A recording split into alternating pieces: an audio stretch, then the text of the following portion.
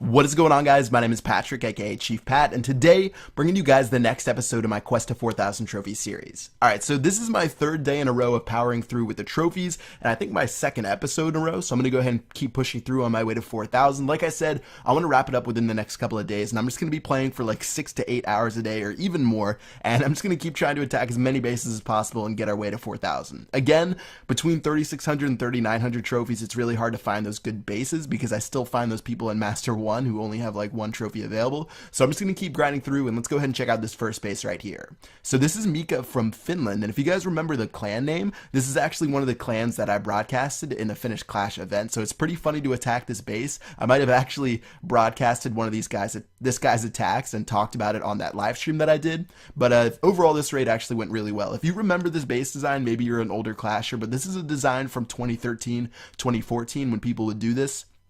I think it was before Skeleton Traps or any of that stuff had come out, and it was actually a pretty popular base design that would try to get the king and queen to sort of mess up and go around the base rather than go to the center, but fortunately for me, it worked out pretty well. The jump spells definitely helped out a lot.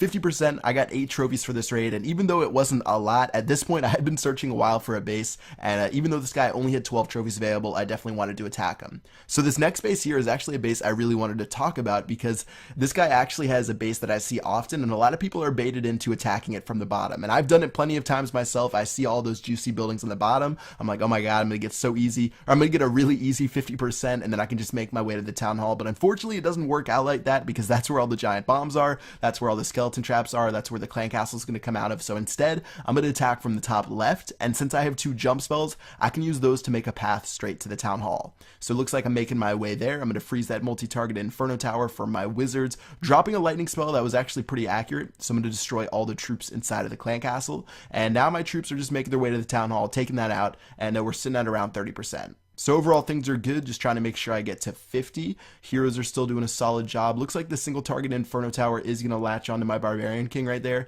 and take him out in just a second. So unfortunately he's going down, but luckily my Queen's ability will let her go invisible in case she gets logged onto. And yeah, she's going to shoot a couple more buildings. I still have some troops on the outside, and that should be able to get us to 50%.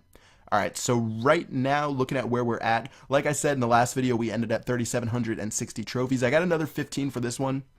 And if you guys didn't know, back in 2013, maybe early 2014, I did a push to the top 200, and back then, you could get the top 200 by hitting 3,800 trophies, because it was way, way, way more difficult to get to the Champions League. So I think I got to 3,810 trophies for my personal record, which is like 180th in the world, something like that. And in this episode, I should be able to pass that if I get enough trophies. So I'm just going to keep pushing along, and let's see how many trophies this guy's going to give us if we win. Alright, so this guy, attacking him from the bottom left. Again, 2 jump spells. You guys might have been seeing that I'm switching back and forth between 2 jump spells and 2 rage spells. I'm sort of experimenting with my spells right now, and sometimes I don't even bring a free spell, because sometimes I feel like the 4 golems up front mean I don't even need to bring a freeze, because the multi-target Inferno Towers are just going to be attacking the golem for the whole raid. So yeah, you'll see me experimenting with some spells over the next couple of episodes, and overall for this raid it actually worked out perfectly to where I'm going to let my troops run around a little bit longer and try to get 3 stars for this base. So 57%.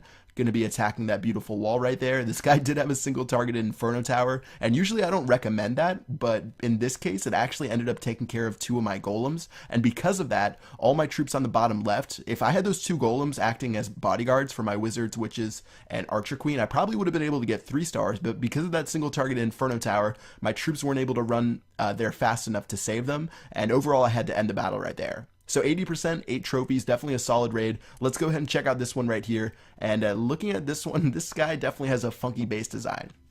I don't know about you, but if you guys, especially if you're higher level trophy pushers, you'll notice that some of the most simple base designs give you the biggest amount of problems. For example, the most popular base design right now, which I'll talk about in a bit, I didn't actually attack one of them today, but the most popular base design is literally just like 4 compartments on the outside. I attacked it in last episode, I think. 4 compartments on the outside, 1 giant ring in the center that your troops just run around in a circle inside of, and then the town hall that's inside, like the town hall, Inferno Towers, and a couple of other things inside of the very center. Anyways, these really simple base designs that don't use a lot of sections of walls tend to be the most popular inside of the like higher levels of the Champions League, and they seem to work out the best, which is really weird for me because I'm used to farming bases that have lots of different wall intersections, and you want to make as many compartments as possible. But in the upper levels of the Champions League, it seems like it's way more different, because most of the times you can just use 2 jump spells to get directly to the Town Hall.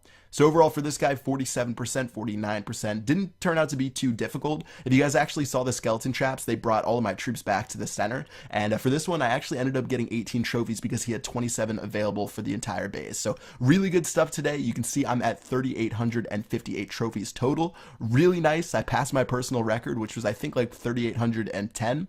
So pretty nice, even though it's obviously way easier since I'm not in the top 200, and it's definitely easier to get to Champions League nowadays, but still past my personal record, and we're definitely making great progress towards the top 200. So that's going to do it for this video. Hope you guys enjoyed it. I'm going to have another episode out tomorrow. Like I said, I'm going to be grinding at it every day, and I would be surprised if I didn't finish it up either by the end of the weekend or maybe on like Monday. So yeah, that's going to do it. I'll see you guys later. Peace out.